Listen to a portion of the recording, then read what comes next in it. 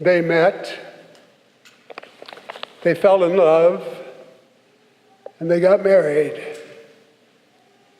And they raised a very loving, beautiful family.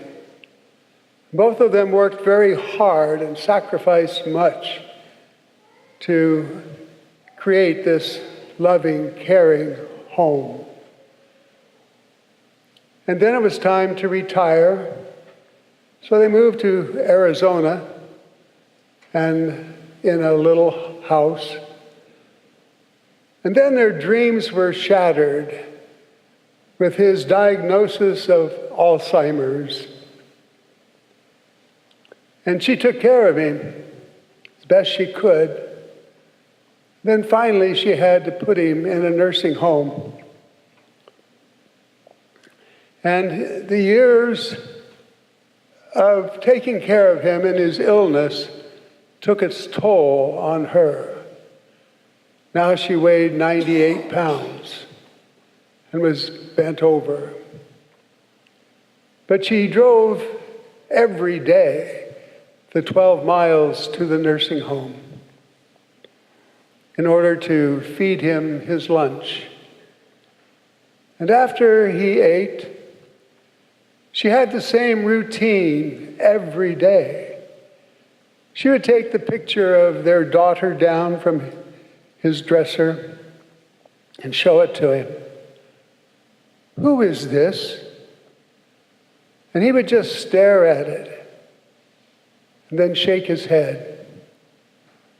She did the same with a picture of their son, their grandchildren, and even their old collie dog.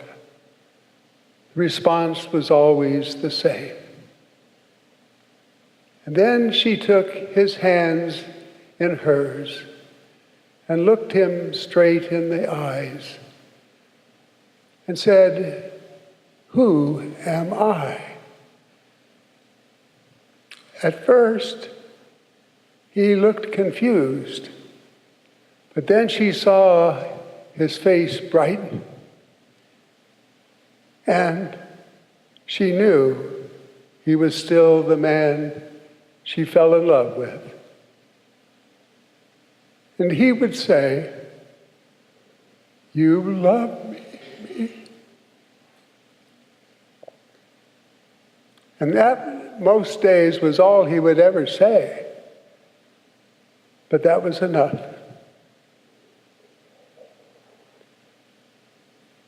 I think a marriage like that is a powerful sign of how Jesus loves us.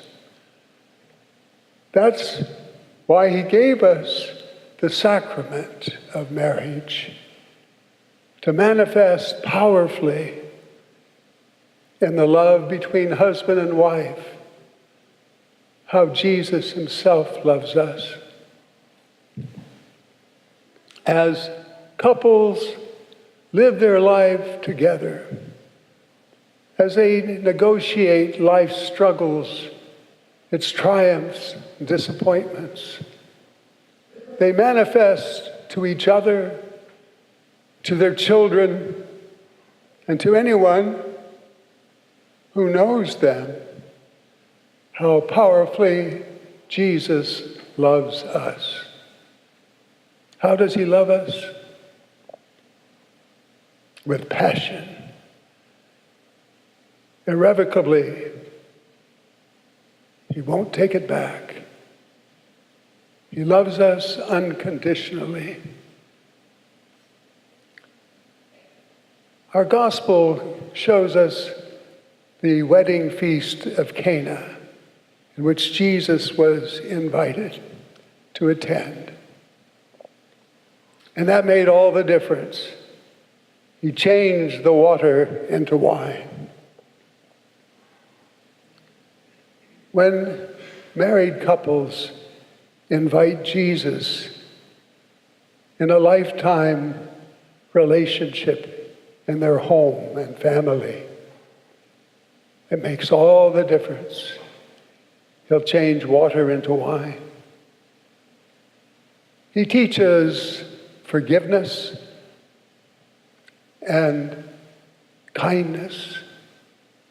He changes our penchant for taking to giving. He changes our selfishness and self-indulgence into love and self-sacrifice. He changes the water into wine. I have a prayer. I entitled this Cana Prayer. Jesus, guest at Cana feast, honoring promise, love, and peace. Bring your blessing, never cease.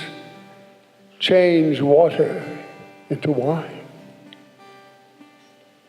Bless our families with your love. Send your spirit like a dove. Come to them from above. Change water into wine. As the Cana wedding guest, their union with your presence blessed. Your blessing is now our request. Change water into wine. Change our families through the years. Increase their love through being near. Give them joy instead of tears. Change water into wine. The last was better than the first. Through the years, quench their thirst for love and joy in life immersed. Change water into wine. Jesus, guest at Cana feast, honoring promise, love, and peace. Bring your blessing, never cease. Change water into wine.